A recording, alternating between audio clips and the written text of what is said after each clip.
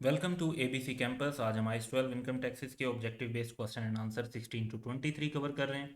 Question 16 है कि Venus limited assistant accountant estimated the tax expense for the year ended 31 December 2018 at rupees 43,000।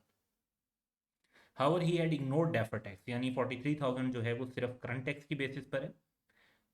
Eight 1 January 2018 VL had a defer tax liability of 130,000, ये opening liability है। At 31 December temporary taxable difference 360,000। VL pays tax at 25%. All movement in deferred tax are taken to the statement of profit or loss. What will be recorded as tax expense in the statement of profit or loss for the year ended 31st December 2018? तो जो tax expense उन्होंने current tax का record किया है 43,000, that's fine. Defer tax में बात करें तो क्लोजिंग डेफर टैक्स लाइबिलिटी हमारी 360,000 के टैक्सेबल टेम्परेरी डिफरेंस को 25% के रेट से मल्टीप्लाई करेंगे, that would B 90,000। Opening liability क्योंकि ज़्यादा है तो क्लोजिंग लाइबिलिटी कम होने की वजह से 40,000 की इनकम रिकॉर्ड हो जाएगी, और प्रॉफिट और लॉस में जो नेट एक्सपेंस है वो 3,000 का रिकॉर्ड होगा। ये हमारा आंसर है। क्वेश्चन 17 है कि the statement of financial position of nitrogen limited include the following extracts. तो इसमें नॉन करंट लाइबिलिटीज़ और करंट लाइबिलिटीज़ में डेफर टैक्स और करंट टैक्स दिया हुआ है। जो लाइबिलिटीज़ हैं हमारी ओपनिंग एंड क्लोजिंग 2011-12 के लिए, tax charge in the statement of profit और लॉस इज़ 270 मिलियन, यानी अमाउंट ऑफ एक्सपेंस भी दी हुई है जो करंट और डेफर टैक्स की कंबाइन अमाउंट होगी। What amount of tax was paid, यानी ये क्वेश्चन हमसे कैश फ्लो जानना चाहता है। इसके लिए आसान तरीका ये रहता है कि हम अगर एक टी अकाउंट बना लें और उसमें ये सारी जो इन्फॉर्मेशन अवेलेबल है इसको इनकॉर्पोरेट कर दें तो एज अ बैलेंसिंग फिगर हमें कैश की वैल्यू मिल जाएगी। तो ये टी अकाउंट अगर आप देखें, opening liabilities, closing liabilities, profit और लॉस का चार्ज, तो एज अ बैलेंसिंग फिगर हमारे पास कैश पेड आ जाएगा 130 million, that is the answer. Question 18 है कि trial balance of all limited at 31 March 2016 showed credit balance of rupees 800,000 on current tax, यानी ओवर प्रोविजन है लास्ट ईयर की, and rupees 2.6 million on defer tax, and that shows कि आपका defer tax liability है। A property was revalued during the year, giving rise to deferred tax of 3.75 million. This has been included in the deferred tax provision of 6.75 million at 31st March 2016. So closing defer tax liability भी दी हुई है और जो revaluation से related amount है वो भी दी हुई है। Then the income tax charge for the year ended 31st March 2016 is estimated at rupees 19.4 million. What will be shown as the income tax charge in the statement of profit और loss. तो हम tax expense अगर देखते हैं, सबसे पहले हमें current tax ले लेना चाहिए 19.4 मिलियन। पिछले साल की जो ओवर प्रोविजन है वो हमारे एक्सपेंस को रिड्यूस कर देगी 0.8 मिलियन। डेफर टैक्स का इम्पैक्ट अगर हम देखते हैं, closing minus opening, defer tax expense आ जाएगा। टोटल चार्ज हमारा 22.75 बनता है, जिसमें से जो हमारा OCI को चार्ज होगा दैट वुड बी 3.75, और रिमेनिंग अमाउंट प्रॉफिट और लॉस में चार्ज होगी दैट वुड बी 19 मिलियन।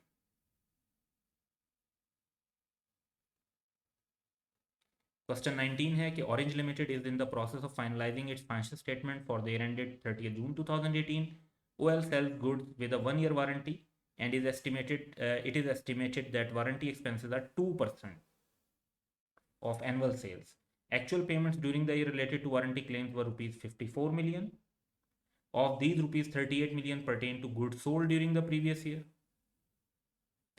तो 54 में से 38 जो हैं लास्ट ईयर से रिलेट करती हैं, तो बाकी जो 16 मिलियन है वो इस ईयर से रिलेट करती होगी। Opening balance of provision for warranty was 49 million. Sales for the year ended 30 June 2018 was 1750 million. तो हम इस साल की जो प्रोविजन का एक्सपेंस है वो सेल्स का 2% निकाल कर ले सकते हैं। Under the tax laws these expenses are allowed on payment basis, applicable tax rate is 30%। What is the amount of defer tax expense or income in respect of above for the year ended 30th June 2018. अगर हम defer tax की बात करते हैं, पहले तो हमें इस वारंटी की प्रोविजन को अंडरस्टैंड करना चाहिए। इसके लिए एक टी अकाउंट बना लेते हैं जो डाटा अवेलेबल है। 49 मिलियन का ओपनिंग बैलेंस गिवन है। करंट ईयर का चार्ज 35 मिलियन बनता है। टोटल पेमेंट हमने जो 54 की है, तो लास्ट ईयर से रिलेटेड जो 49 था उसमें से 38 की पेमेंट कर दी है, और रिमेनिंग 11 ऑब्वियसली रिवर्स हो जाएगा क्योंकि वो हमें पे नहीं करना पड़ा। तो जो इस साल से रिलेटेड पेमेंट है, 54 में से 38 निकाल दें, दैट वुड बी 16, और 30 वैसे भी आप कैलकुलेट कर सकते हैं क्लोजिंग बैलेंस, और क्योंकि प्रीवियस ईयर को हमने अलग कर दिया है, तो करंट ईयर में अगर आप देखें तो 35 की हमने जो प्रोविजन बनाई उसमें से 16 की पेमेंट हो गई है, तो बाकी 19 रह गया। ओपनिंग अमाउंट है हमारे पास 49, इस पर डेफर टैक्स एसेट बन जाएगा 30% के हिसाब से 14.7 मिलियन। क्लोजिंग अमाउंट है 19, इस पर भी 30% के हिसाब से हमारा जो एसेट बन जाएगा वो 5.7 मिलियन बन जाएगा। क्योंकि हमारा एसेट रिड्यूस हो रहा है तो ये डेफर टैक्स एक्सपेंस होगा 9 मिलियन का। ये अमाउंट हम मेंशन कर देंगे। क्वेश्चन 20 है कि Orange limited is in the process of finalising its financial statement for the year ended 30 June 2018। Profit before tax for the year ended 30 June 2018 was ₹508 million. बाकी सारे डाटा जो प्रोविजन फॉर वारंटी अकाउंट से related है वो previous question जैसा है, तो उसकी डिस्कशन हम रिपीट नहीं कर रहे, और सेम अकाउंट जैसे प्रीवियस क्वेश्चन में बना था वैसा ही बनेगा। क्वेश्चन की रिक्वायरमेंट डिफरेंट है कि what is the amount of current tax after considering above information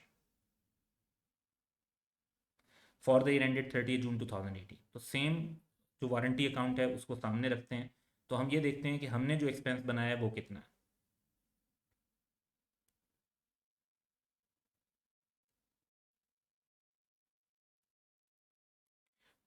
35 से एक्सपेंस बनाया, 11 से रिवर्स किया, तो हमने जो नेट एक्सपेंस बनाया वो 24 का बनाया है। अब टैक्सेबल प्रॉफिट कैलकुलेट करने के लिए 508 मिलियन का प्रॉफिट अकाउंटिंग का प्रॉफिट है, हमने जो एक्सपेंस 24 का बनाया वो ऐड बैक हो जाएगा, और जो पेमेंट की है हमने वो टैक्स के मुताबिक हमें अलाउ हो जाएगी। Taxable profit would be 478 million, और इस पे 30% टैक्स रेट लगाएंगे, तो हमारे पास करंट टैक्स की अमाउंट आ जाएगी 143.4 million. That would be the answer. Question 21 है कि which of the following does not give rise to deferred tax. Difference between accounting depreciation and tax depreciation. तो ये तो एक टेम्परेरी डिफरेंस राइज होता है, और इसकी वजह से deferred tax liability asset rise होगी। Expense charge in the statement of profit और loss but not allowable in tax. अगर एक एक्सपेंस टैक्स में अलाउेबल ही नहीं है तो फिर वो एक परमानेंट डिफरेंस क्रिएट कर देता है, और उस पर डेफर टैक्स जो है वो क्रिएट नहीं होगा, क्योंकि डेफर टैक्स टेम्परेरी डिफरेंस प्राइस होता है। तो B would be the answer. लेकिन सी को भी डिस्कस करते हैं, revaluation of non current asset but not allowable in tax. Revaluation से हम एसेट की वैल्यू अभी बढ़ा लेते हैं, लेकिन डिस्पोजल के टाइम पर उस पर टैक्स लग जाता है, तो गेन हमने अभी कुछ बना लिया होता है, हम फिर डिस्पोजल पे कम गेन रिकॉर्ड करते हैं, जबकि टैक्स अथॉरिटीज़ जो है डिस्पोजल के ऊपर सारा गेन रिकॉर्ड कर रही होती हैं। तो अल्टीमेटली वो टेम्परेरी डिफरेंस होता है। इसी तरह अनयूज टैक्स लॉसेस पे भी डेफर टैक्स एसेट राइज होता है, तो ऑप्शन बी है वाहिद जिस पर डेफर टैक्स राइज नहीं होगा।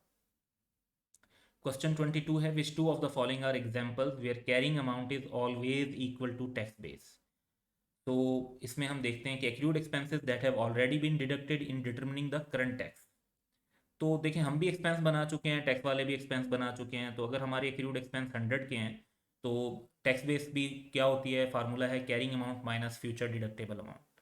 तो फ्यूचर में डिडक्शन तो जीरो की मिलनी है क्योंकि ऑलरेडी मिल चुकी है, तो 100 माइनस जीरो वुड बी 100। तो कैरिंग अमाउंट 100 है तो टैक्स बेस भी 100 होगी, तो ऑप्शन ए भी एक ऐसी एग्जाम्पल है जो कैरिंग अमाउंट टैक्स बेस के इक्वल होगी।